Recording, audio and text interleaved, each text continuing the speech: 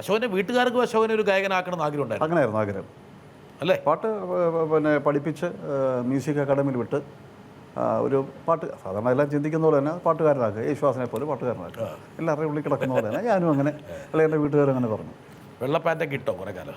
വെള്ളപ്പാൻ്റ് ഇപ്പം മാത്രമേ ഇട്ടുള്ളൂ കേട്ടോ. വെള്ളപ്പാൻ്റ്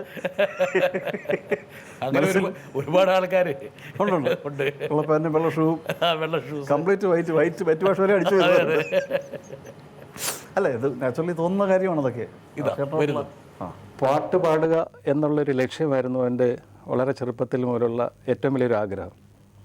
അങ്ങനെ ഒരു 10ാം ക്ലാസ് കഴിഞ്ഞതിന് ശേഷമാണ് പിന്നെ പ്രീ ഡിഗ്രി പഠിക്കുന്നത്. പ്രീ ഡിഗ്രി പഠിക്കുമ്പോഴാണ് ഈ സിനിമയിലേക്കുള്ള ഒരു സംഭവം. അതെൻ്റെ മൂത്ത ജ്യേഷ്ഠൻ പ്രസന്നകുമാർ എന്ന് പറഞ്ഞ ആൾ മനോരമ പത്രത്തിൽ കണ്ട ഒരു പരസ്യം കണ്ടിട്ട് അത് എടുത്ത് ഫോട്ടോ സഹിതം ആപ്ലിക്കേഷൻ അയച്ച് അങ്ങനെയാണ് അശോകനെ വിളിക്കുന്നത്. അപ്പോൾ ആ സമയങ്ങളിലൊക്കെ സിനിമയിൽ അഭിനയിക്കണമെന്നോ സിനിമയിൽ വരുമെന്നുള്ള യാതൊരു പ്രതീക്ഷയില്ലാത്ത ഒരാളായിരുന്നു. അവന് പിന്നെ ഈ പ്രേംനസീറിൻ്റെ ഒരു ആരാധനയായിട്ട് ഇങ്ങനെ പ്രേംനസീറിൻ്റെ സ്വപ്നം കണ്ട് നടന്ന ഒരാളാണ്. ഹരികുമാർ അശോകൻ്റെ കലാകാരനായിട്ടൊരു ജ്യേഷ്ഠനാണ്. അതെ, രണ്ട് സിനിമയ്ക്ക് കഥ എഴുതിയിട്ടുണ്ട്. പാട്ട് അശോകന് മാത്രമേ കിട്ടുള്ളൂ, മറ്റുള്ളവർ കിട്ടിയിട്ടില്ല. അവരും പാടും, പക്ഷെ ഞാനൊരു സീരിയസ് ആയിട്ട് അന്ന് എടുത്തിരുന്നത് 4 പേരിൽ ഞാനാണ് അന്ന്.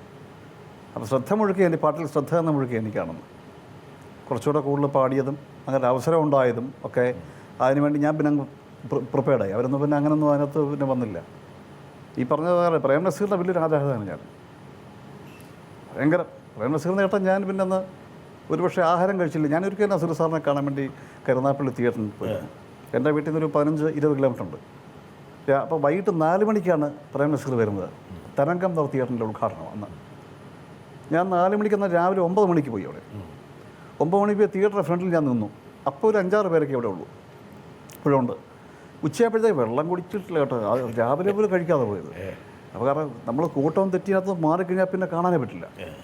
4 മണി വരെ നിന്നപ്പോഴത്തേക്ക് ആ റോഡ് കംപ്ലീറ്റ് നിറഞ്ഞിട്ട് അവിടെ നടക്കാൻ വയ്യാത്ത വിധത്തിൽ ഇങ്ങനെ നിൽക്കുക. അവസാനം 4 മണിയപ്പോൾ പ്രേംനസീർ വന്നു. വൈകുന്നേരം 6-6:30 മണി വരെ അദ്ദേഹം പ്രസംഗം കേട്ട് കൈയടിച്ച് ബഹളം വെച്ച് സന്തോഷമായിട്ട് തിരിച്ചു പോയി. രാത്രിയിൽ അവനെ വല്ലതും കഴിക്കുന്നു. അത്ര കഷ്ടപ്പെട്ട് പ്രേംനസീർ കാണാൻ ഞാൻ പോയിട്ടു. പിന്നെ അതിനുശേഷം ഒരിക്കൽ നസീർ സാറിനോട് ഞാൻ ആ കാര്യം പറഞ്ഞു. അദ്ദേഹത്തിൻ്റെ ഒരു യൂഷ്വലായ ശരിയെ ഇവിടെ അഭിനയിക്കാൻ സാധിച്ചില്ല. അതൊരു നിർഭാഗ്യമായി പോകുന്ന ദൂരമാണ്.